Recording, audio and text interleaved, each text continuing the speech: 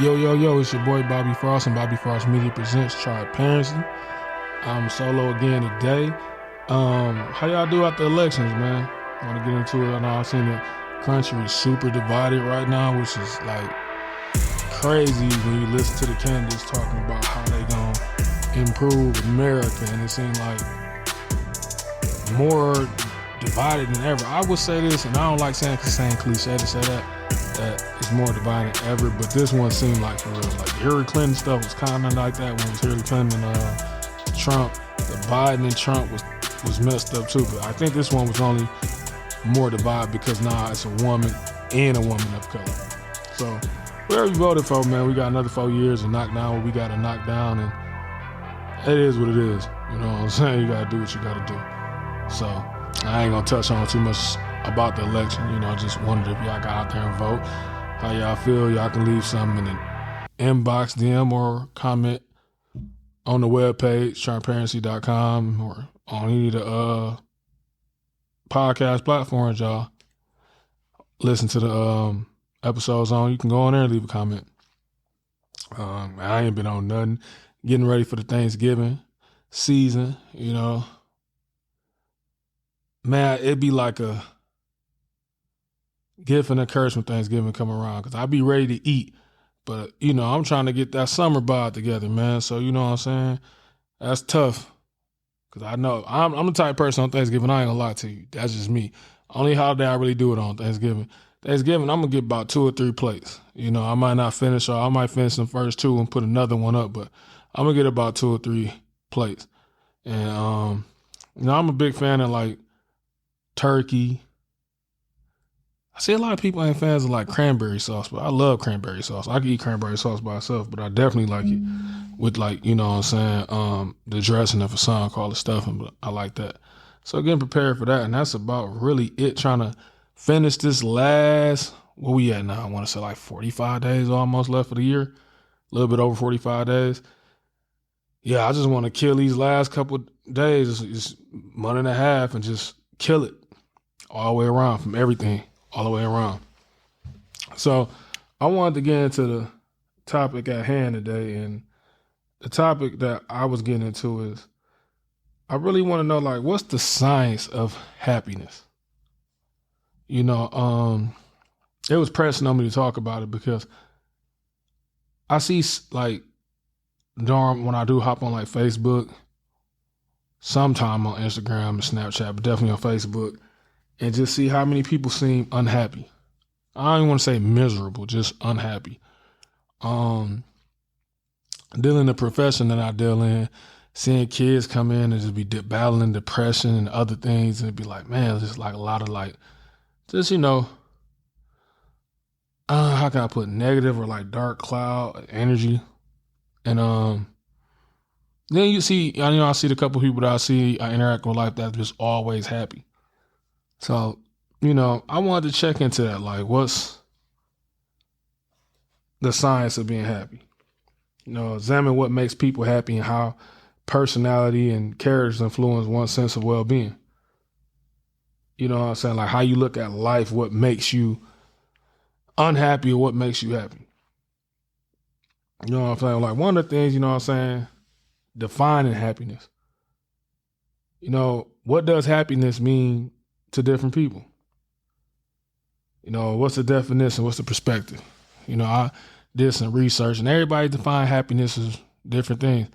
And I was talking to one of my homies about another one of my homies, you know what I'm saying? And not dogging him or tearing him down or nothing. We're just comparing and contrasting, like how perspective is change, you know, perception and perspective is everything.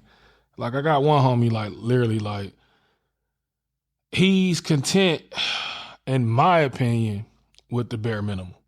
You know, like ain't really out here, you know, I don't even want to say not striving because it's his perception, but he's cool with like, if he can get up every day, hit him a couple blunts, get him his little snacks and shit like that, and you know, chill, play the game, he cool. Going to get him a car, going to get him a house. Even, I'm not like a label whore or anything like that, but just Even when it comes to clothes, you know what I'm saying? Like getting his fits and stuff, that's really not a big thing for him. But he always seems happy. Then I got a homie that, is into labels and that had houses and cars and stuff like that. And, he seems way more unhappy than he does. And it's like, person A, person B. And he seemed way more unhappy, like always complaining about something, always just something always wrong. And I'm like, dang, on the outside looking in, you would think the person with the more things would be happy, but that's not the case in that scenario. You know what I'm saying? That comparison and contrast. It's just crazy. I always wanted to figure it out. Of late, it's been like, man, some people are just seem like they prone to being just always unhappy. And then some people I see happy. In my eyes, in my travels in life, it seems like it's more unhappy people than it is happy people. Then something else I had went and researched, like biological basis of happiness. And I started looking at stuff, I really researched it. So, I looked at the roles of neurotransmitters like serotonin and dopamine and regulating moods and happiness. And again, like where I work at, a lot of kids come in fighting depression and stuff that had a different type of meds and stuff, that they deal with. And it'd be like, man. And I've seen some kids, are better off when they're with the meds and they not.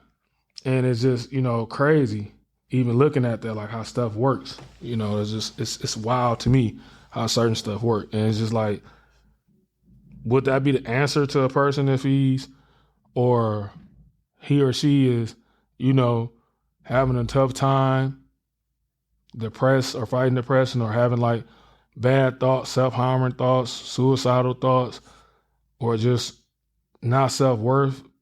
Is it cool to put them on certain medication that will regulate them things? You know what I'm saying? It's a question for me anyways. I know as y'all listening, my listeners out there, I know y'all can understand where I'm coming from too. You might be the person that's unhappy. You might be the person that's super happy. And I would like to know, like, get some feedback on that. Like, what makes happiness? You know what I'm saying? Like, I like to know that because it's to me, it's like a very intriguing thing how I can sit back and just see how different people move different. You know what I'm saying? And like I said, with serotonin, the function is serotonin is often associated with mood regulation, feelings of well-being, happiness. It plays a role in sleep, appetite, digestion, memory. It's produced in the brain stem and is derived from amino acid tryptophan. I want to say tryptophan. I might have butchered that one. And then it impacts low levels of serotonin are linked to mood disorders such as depression and anxiety.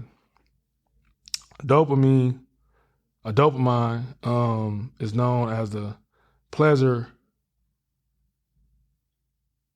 neurotransmitter, and because it's involved in reward, motivation, and feelings of pleasure, it also plays a role in motor control and various other functions like attention and learning. So it's produced in several areas of the brain, including the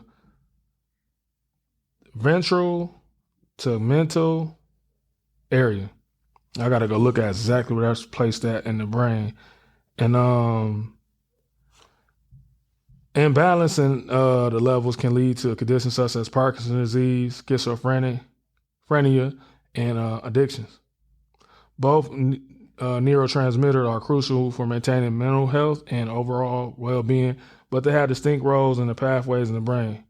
So, like, that's just like from a biological standpoint, like it was crazy.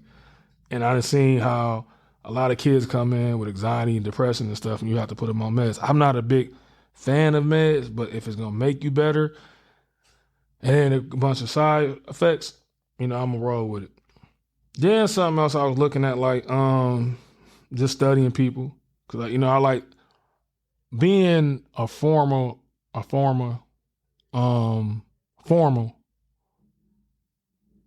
How can I put this? Yeah, you could say introvert. I was a former introvert.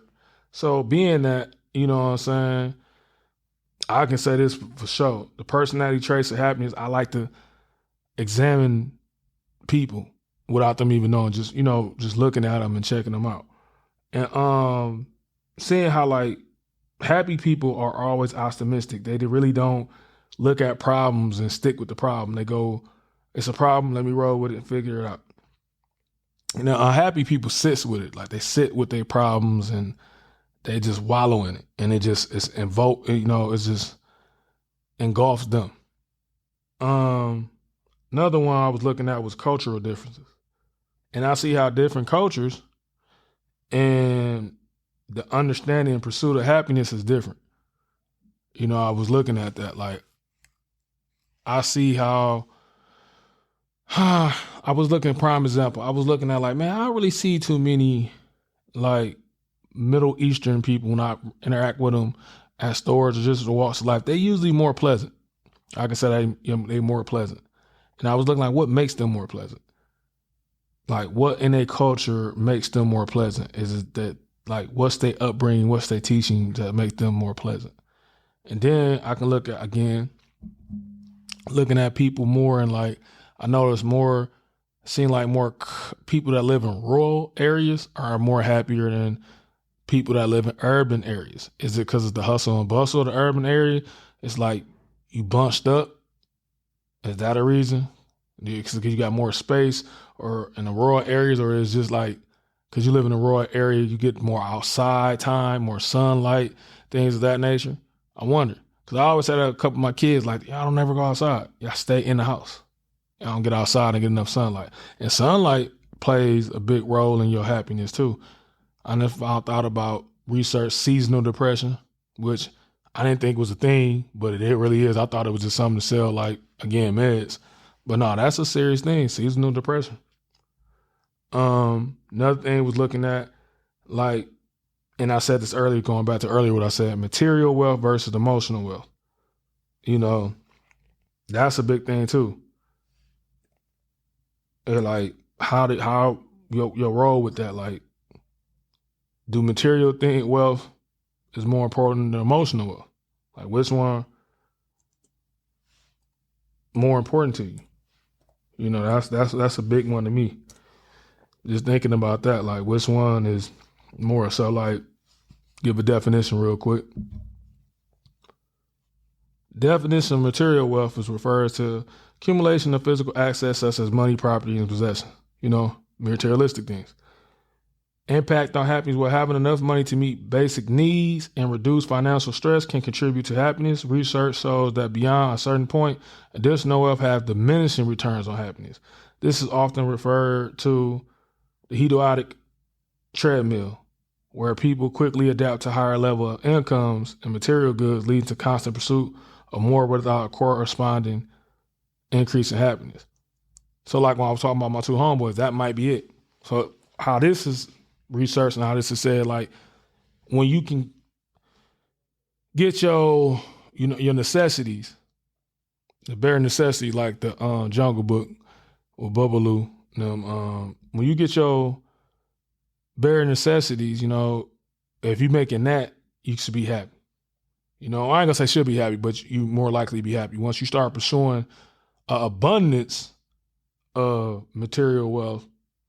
That's what it seemed like. It's all like the rat race. You always looking to get some more money. You always looking to get some more property, some more status, some more claim, things of that nature. So you have that too. That's a big one. Emotional. We're gonna go with emotional wealth. Definition. Emotional wealth encompasses non-material aspects of life that contribute to the well-being, such as relationship, personal growth, and a sense of purpose. Impact on happiness. Emotional wealth is often more strongly correlated with long-term happiness and life satisfaction. Factors such as a strong social connection, meaningful work, and personal fulfillment plays a crucial role in emotional well-being. So I wonder which one would be, more important. I think they go hand in hand, but which one would be more important? Emotional wealth or material wealth? I think you need a little bit of both, And I can see how emotional wealth will have a longer impact on happiness, a lot more long term. So when you comparing them, I can understand the both of them. It's a satisfaction and a fulfillment. So it seemed like, to me, material wealth can be a little bit more temporary, satisfying, and emotional wealth can be a little bit more fulfilling. But I think they both go hand in hand.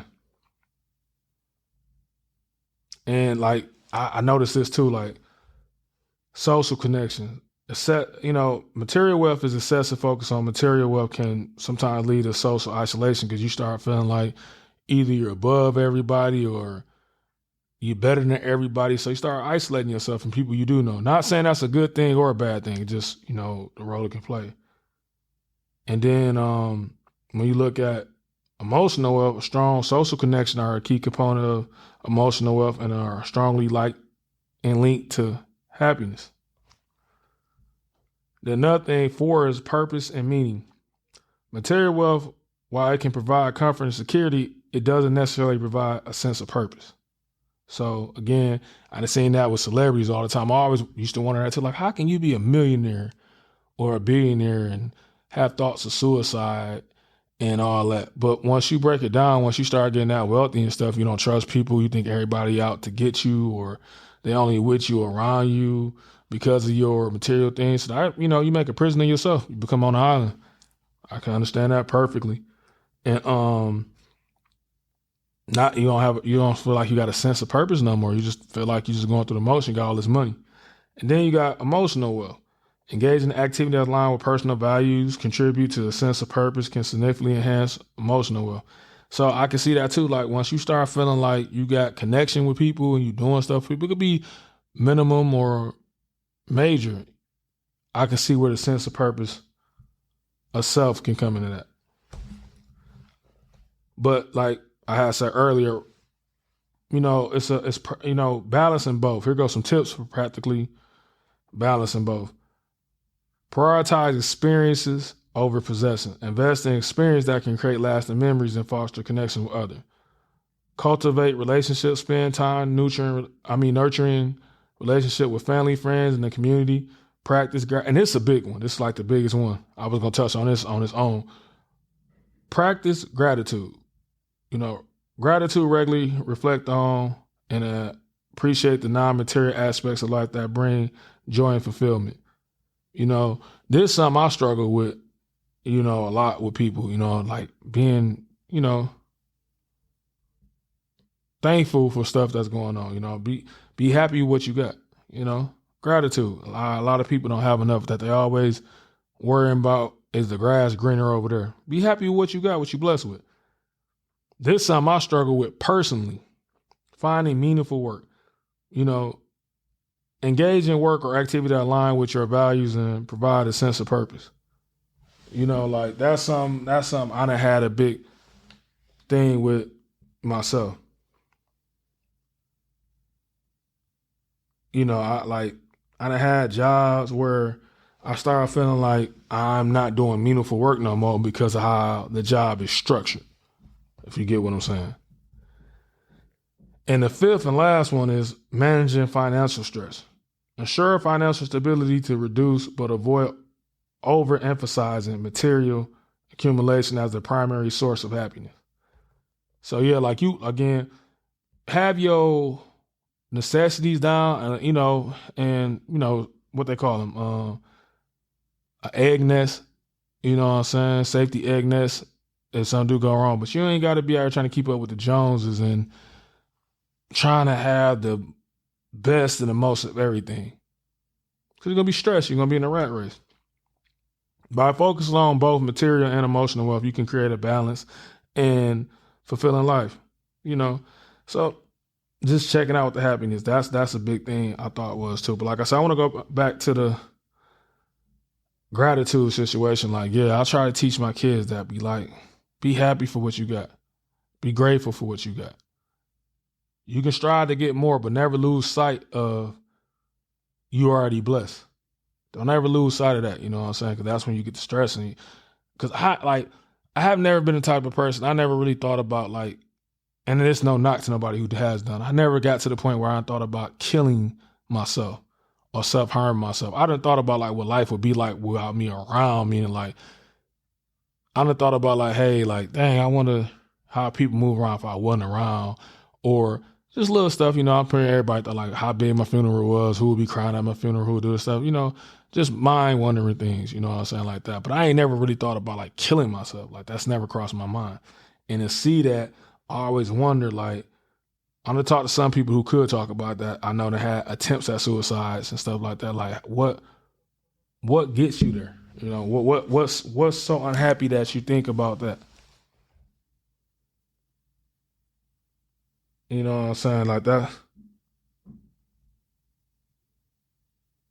that's a big thing to me. Like what gets you there to that point? What's so wrong going in your life that you that unhappy that you want to leave Earth or hurt yourself?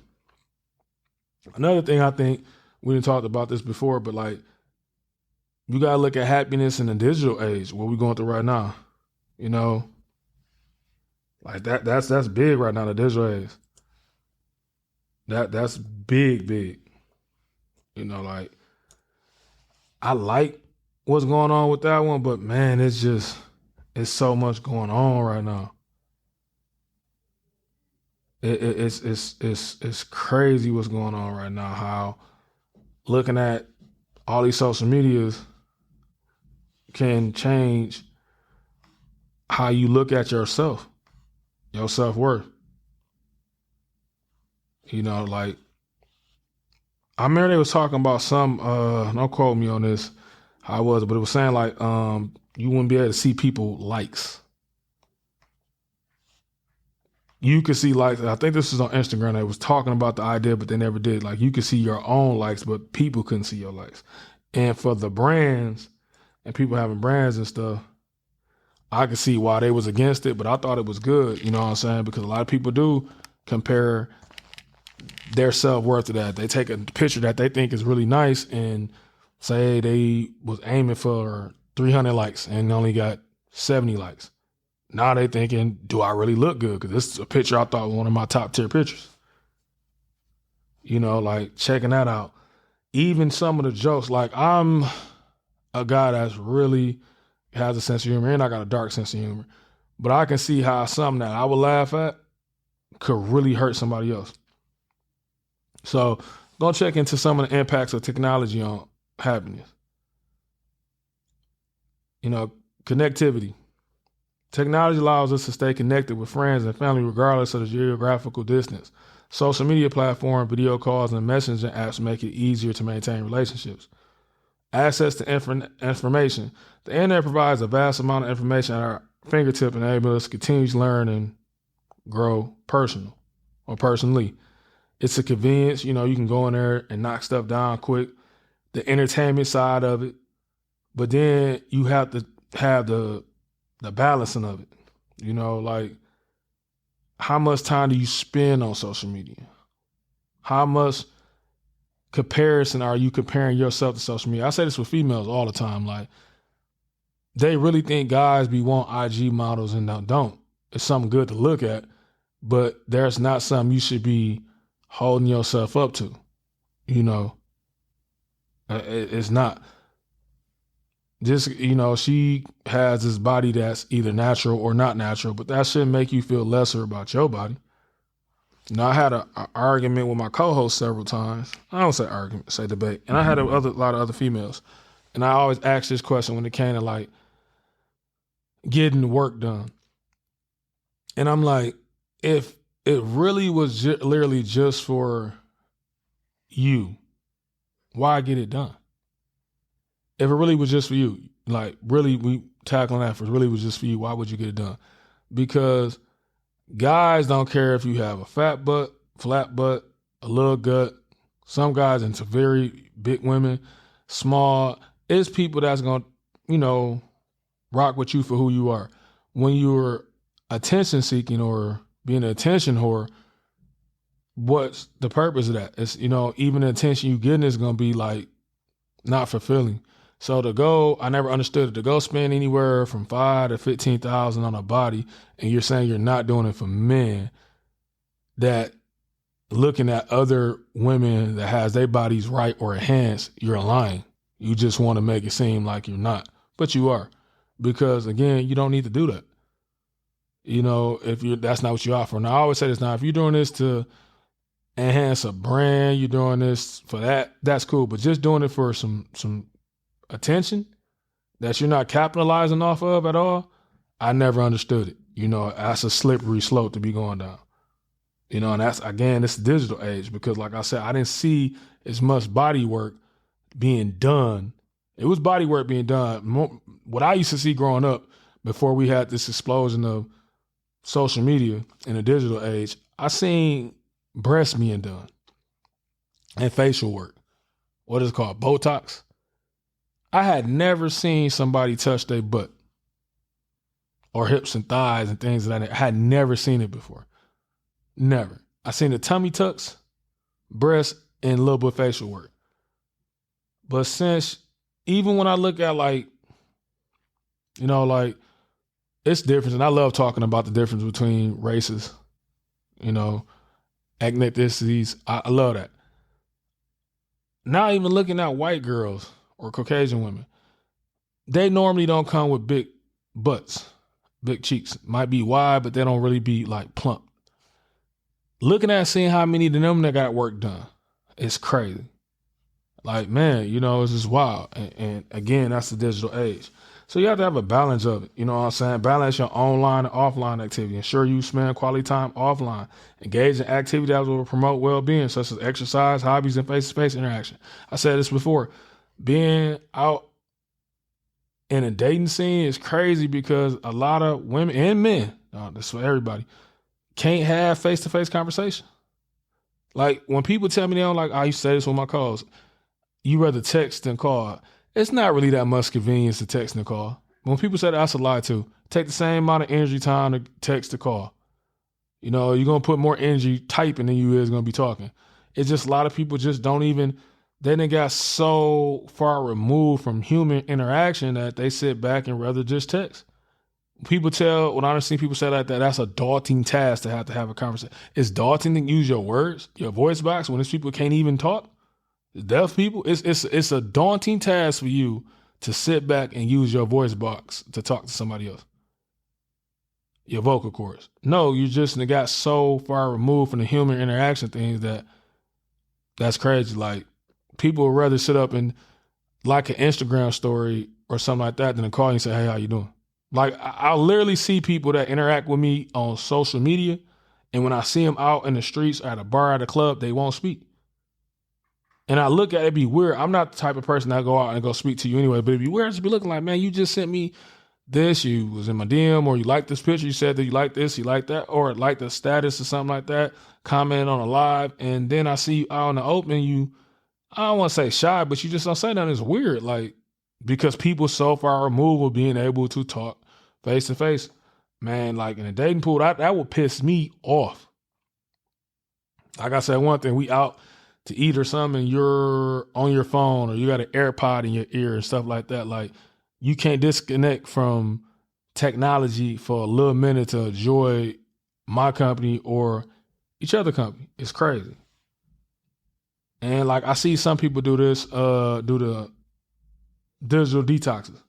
I think that's great to recharge yourself and get back rooted in human roots, for sure.